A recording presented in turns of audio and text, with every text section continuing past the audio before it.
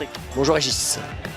Alors, le fait de faire le clown, est-ce que c'est inné ou tu es passé par des écoles?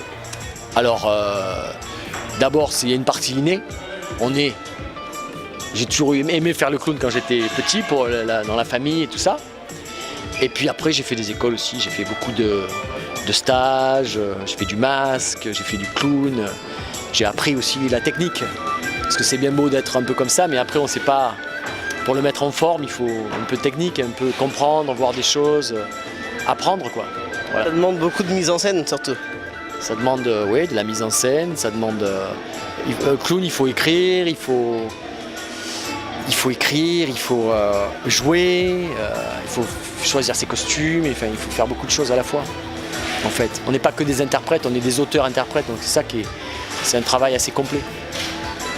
Comment tu définirais ton humour? Mon humour, comment je le définirais?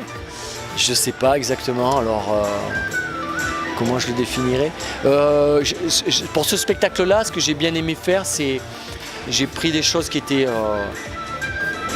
j'ai lu pas mal de bouquins, donc tout ce que je dis dans le spectacle, c'est vrai à peu près. C'est des choses qui sont scientifiques ou qui sont de la sagesse du yoga. Et j'ai essayé avec ça de faire rire. Donc c'est un spectacle qui a un fond de scientifique, enfin un vrai fond sérieux. Et j'ai essayé de m'amuser avec ça pour essayer de transmettre quand même un propos et de le faire en s'amusant. Alors, moi j'ai noté, pourquoi le titre Obobo? Qu'est-ce que ça peut représenter pour toi? Alors Obobo, hobo en anglais, hobo, c'est un vagabond. Et j'aimais bien ce mot parce que la plupart du temps les clowns c'est souvent des vagabonds, c'est des clochards, les clowns souvent. Leurs personnages, Chaplin c'est souvent un clochard. Donc j'ai pris ce mot et puis tout seul j'avais hobo, comme ça allait pas, donc j'ai rajouté beau. Ce qui fait, ça fait une espèce c'est un peu une opposition entre hobo et bobo. Rien à voir avec les bobos parisiens. Voilà, tu vois, il y a une espèce d'opposition entre ces deux mots, hobo et bobo. Voilà. Quel humoriste ou acteur t'ont influencé pour faire de la scène? Plein. Au cinéma, au théâtre, partout.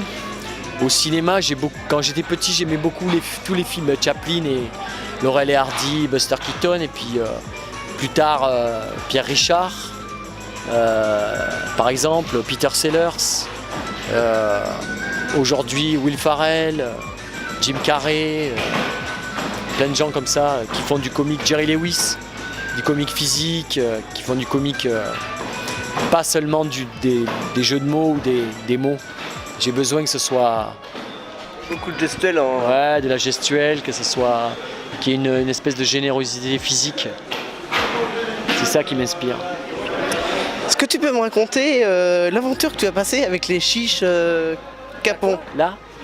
L'aventure que tu as passée avec les chiches capons. Ah ben elle continue l'aventure, on n'a pas fini en fait, on est toujours en aventure. Là c'est ton spectacle solo. Ça c'est un solo, c'est une parenthèse, c'est une récréation. C'est deux choses différentes en fait. À un moment donné on avait un peu tous envie de faire des choses de chacun de son côté. Moi j'ai monté un solo, mais avec les chiches capons on a déjà fait 4 spectacles et là on est en train d'écrire le 5e. Donc ça sera sûrement, on fera ça sûrement l'année prochaine. J'espère en 2019 il sortira le spectacle. Là on est en répétition, on est en création.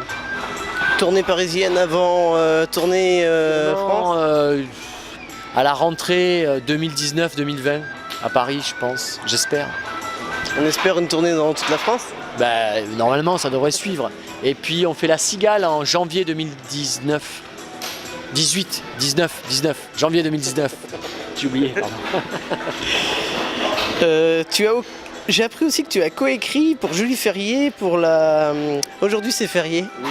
Tu peux me parler un peu de cette aventure-là? Oui, Julie, c'est une très bonne amie. On a travaillé ensemble pendant longtemps.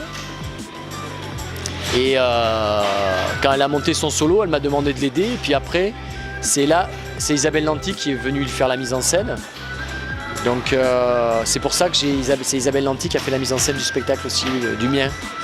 Voilà. Ça m'évite de poser la question, j'allais te poser la question suivante. Ben, on s'est rencontrés sur le spectacle de Julie avec Isa et puis comme on s'apprécie, que je l'aime beaucoup, du coup je lui ai demandé de faire la mise en scène du solo aussi. Voilà.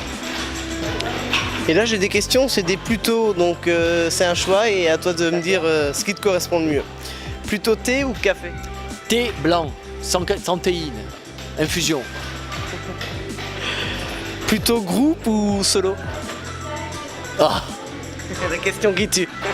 non, on peut pas. Les deux? Plutôt les deux. J'aime beaucoup les groupes, j'aime vraiment beaucoup. J'ai beaucoup travaillé en groupe pendant des années, donc je dirais plutôt solo en ce moment parce que c'est une chose que je découvre vraiment, le travail tout seul. Et c'est très agréable. Très agréable. Plutôt perruque ou plutôt maquillage? Plutôt perruque. Plutôt série télé ou cinéma? Série télé. Et dernière question, plutôt habillé ou déshabillé? Bah, déshabillé, hein, comme tu t'en doutes, mais là habillé pour l'interview. pour l'interview, ouais. On aurait pu faire une interview tout nu, mais non.